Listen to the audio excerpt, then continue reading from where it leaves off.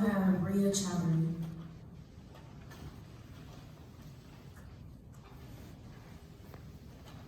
Hi, my name is Rhea, and I'm a rising high school senior at Pulaski Academy. This summer, as part of Dr. Allen's lab, I examined the role of CCR2 inactivation in ameliorating cognitive function deficits induced by the administration of a TAC chemotherapy regimen, also known as chemobrain. So what is chemobrain? According to the National Cancer Institute, chemobrain is a colloquial term used to reference cognitive function deficits in hippocampal-dependent spatial learning, memory, and stress. This is exhibited by patients of chemotherapy during or after treatment. So following cancer treatment, reductions in both white matter and gray matter have been observed in the medial temporal lobe, a change likely linked to decreased hippocampal neurogenesis and therefore deteriorated cognitive function. Specifically, this study examines the cognitive impairment induced by the treatment of TNBC, or triple-negative breast cancer, using TAC regimen, or doxorubicin, docetaxel, and cyclophosphamide treatment.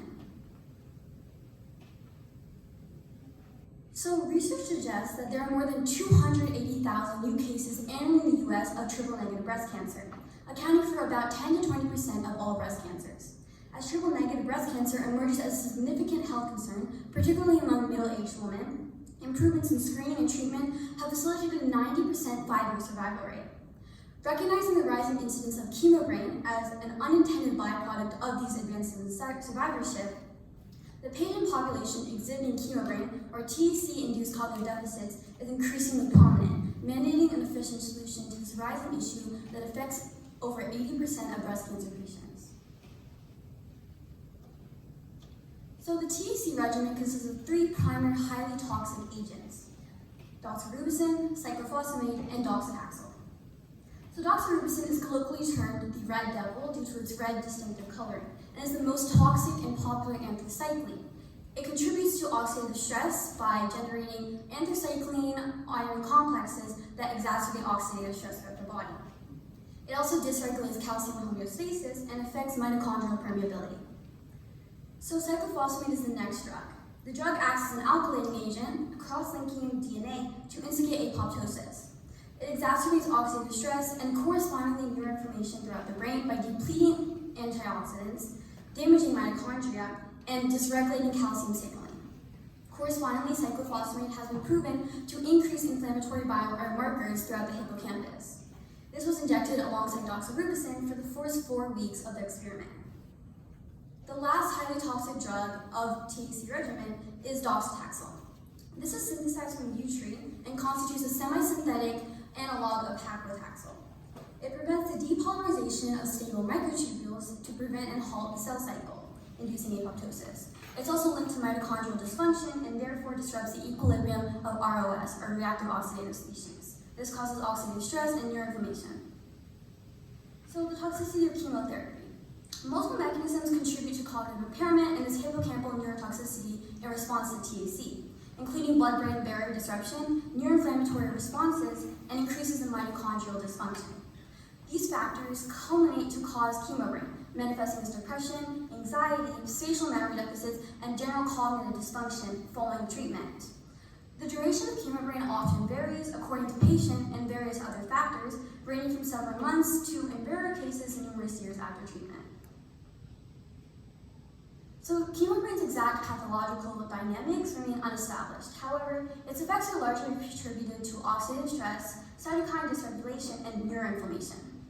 In general, inflammatory responses are mediated by a small soluble protein group called cytokines, excreted from immune cells. While chemo drugs often fail to cross this blood-brain barrier, cytokines easily cross. Also, oxidative stress induced by the chemo agents mentioned earlier leads to a reduction in neurogenesis, as well as synaptic plasticity, and a hyperinflammatory state that disrupts the blood-brain barrier, allowing various other inflammatory circulating molecules to enter the brain, such as norepinephrine. Norepinephrine could potentially contribute to chemobrain since the neurotransmitter is strongly associated with forms of memory and anxiety. So going into CCR2's physiology and function, chemokines, a group of secreted proteins under the cytokine family, establish a concentration gradient that guides these monocytes and macrophage mobilization to sites of inflammation. They bind to specific receptors to elicit inflammatory responses throughout the body, and the receptor we focused on during this experiment was CC chemokine receptor 2, or CCR2. So CCR2 signaling promotes this inflammatory infiltration of monocytes into the brain and can be involved in both protective and destructive immune responses. CCR2 can also be activated by CCL2, CCL12, and most importantly, monocyte chemoattractant protein 1, or MCP1. So following chemotherapy treatment, it was determined that mice possessed elevated blood levels of MCP1 chemokine. Therefore, THC-induced cognitive impairment was potentially linked to the MCP1-CCR2 pathway that was also implicated in neuroinflammation. And in traumatic brain injury studies, or TBI studies, the CCR2-CCL2 pathway was substantially upregulated after insult, instigating major neuroinflammation that was similar to context of chemobrain. Previous TBI studies have investigated CCR2 deficiency's role in ameliorating deficits in response to inflammation resulting from insult and neuronal survival by reducing inflammatory monocyte infiltration. Dysregulation of CCR2 signaling has also been implicated in multiple sclerosis, or MS, where CCR2 deletion has been found to reduce the severity of the disease phenotype in mice and reduce overall macrophage recruitment and CNS inflammation, or central nervous system inflammation. So this study evaluates the potential role of CCR2 in or deletion in ameliorating THC-induced cognitive impairments and subsequent inflammation markers throughout the hippocampus. This study essentially hypothesized CCR2's role in enabling neuroinflammation and oxidative stress, which instigate cognitive deficits under the broad term chemobrain. So, a brief overview of the experiment. THC was administered to 12-week female wild-type standard mice and CCR2 knockout mice that lacked the chemokine receptor for 8 weeks, while control groups of each genotype received saline. 12-week females were selected because it represents TNBC's primary demographic in terms of human equivalencies, middle-aged women. 30 days post-treatment, behavioral tests indicative of anxiety and spatial memory were conducted involving elevated plasmase and the Morse-Water maze paradigm. The proteomics core conducted data-independent mass spectrometry, or DIMS, for hippocampus samples of the treatment groups in the experiment prior to the use of QIAGEN to identify changes in the proteome that were linked to cognitive dysfunction and inflammation. So the first test behavior we conducted was the Morse-Water maze. The maze consists of a circular pool filled with opaque water, and the test spans 5 days. The first trial, spanning 2 days, was the visible platform trial, testing cognitive function and introducing the platform to the mice.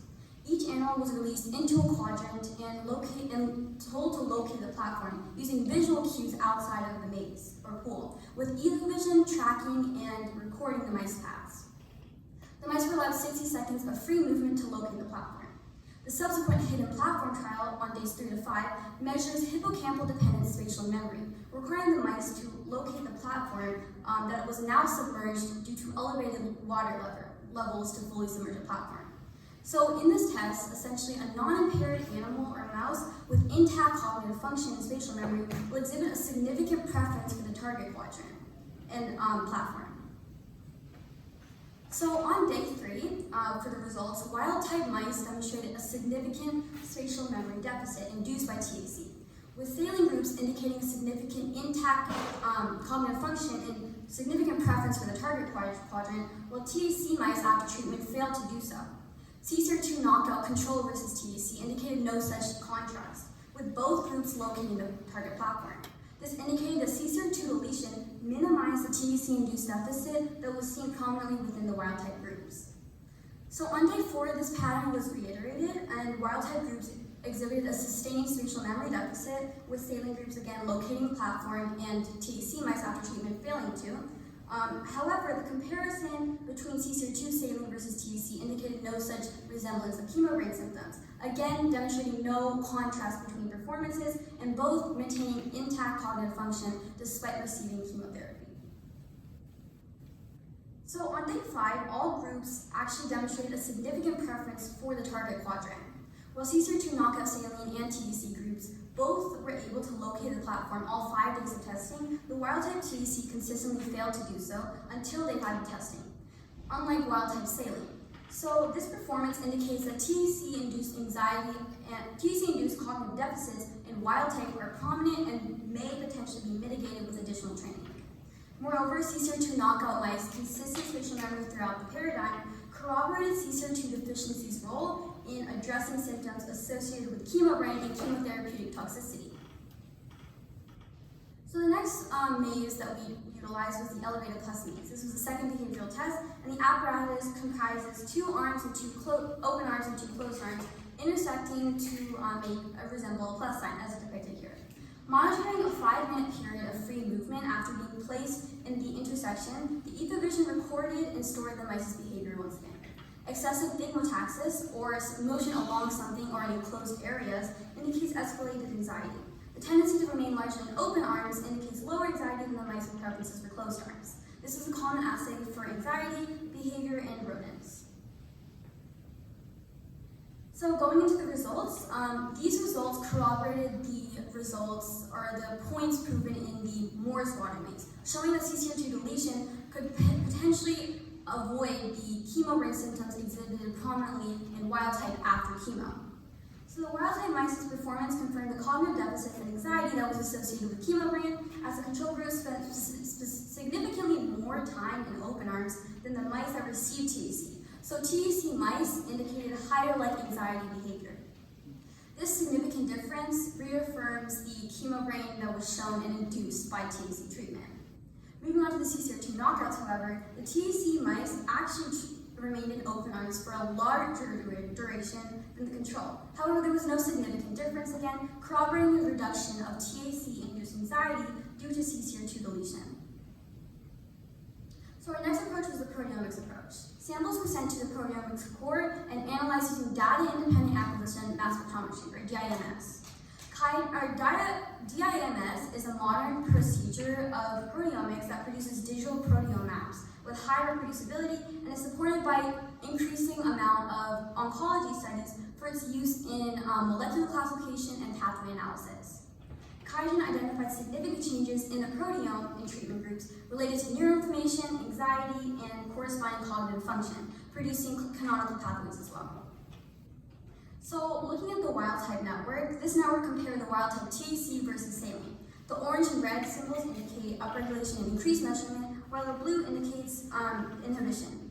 Generally, this network demonstrated the upregulation of proteins associated with cognitive dysfunction and deficits, as well as particularly neuroinflammation, reaffirming chemobrain's manifestation in wild-type groups after treatment. For instance, the network indicates Huntington, or HTT protein, was upregulated in the TAC group, and Huntington is implicated in Huntington disease, an autosomal dominant disease characterized by memory and learning deficits. Numerous studies discuss the role of Huntington accumulation in microglia as a contributor to progressive neurodegeneration that's seen in Huntington disease. Huntington upregulation also facilitates inflammatory microglia activation, and therefore wild-type TAC mice's upregulation of Huntington demonstrated likely increased neuroinflammation and cognitive decline. Another upregulated protein, notably in the network, is synaptomin-1, linked with synaptic dysfunction and cognitive decline as a candidate Alzheimer's biomarker in the cerebrospinal fluid. L-glutamic acid, which plays a major role in brain development and neuroplasticity and neuronal survival, was notably inhibited in the wild-type network. Literature shows that inhibition of glutamine also instigates inflammatory microglia responses. Overall, this demonstrates TAC-induced anxiety and neuroinflammation, as well as cognitive deficits in the wild-type mice after chemo. So the CCR2 knockout network demonstrates a comparison between CCR2 knockout TAC versus control. In contrast with the wild type, the network generally indicates inhibited proteins associated with cognitive deficits and decline, as well as neuroinflammation, entailing reduced oxidative stress and neuroinflammation and anxiety in response to TAC. For instance, notably inhibited protein was calcium. In a study examining calcium's role in neurodegenerative changes in synaptic plasticity, it proposed that increasing calcium in rats induced aging-like alterations in synaptic plasticity and the synaptic measures. Calcium dysregulation in glia can increase release of inflammatory factors, and excessive production of calcium can also cause neuronal degeneration. Therefore, the inhibition of this in the CCR2 knockout network indicates a CCR2 deletion prevented inflammation and corresponding cognitive deficits that were seen previously in the wild types.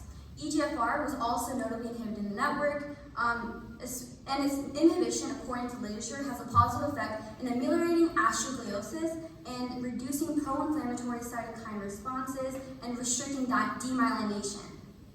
CRAS is also inhibited, reducing oxidative stress and CCR2 TAC mice and indicating protective cognitive function.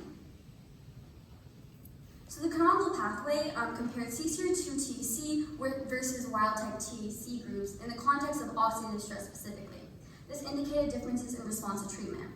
So the pathway compared, generally summarizing, the significant upregulation of antioxidants such as GSR and TXN indicate a comparative reduction of oxidative damage, demonstrating CCR2 deficiency's role in mediating oxidative stress caused by TAC versus wild types.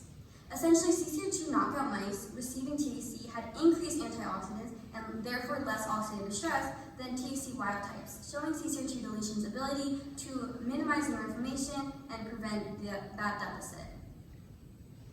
So the study concluded that CCR2 potentially plays a role in supporting the pathology of chemobrain, especially due to its role in inflammation. Deletion of CCR2 inhibits the production of reactive oxidative species, or ROS, and prevents oxidative stress, and behaviorally, it prevents TAC-induced anxiety.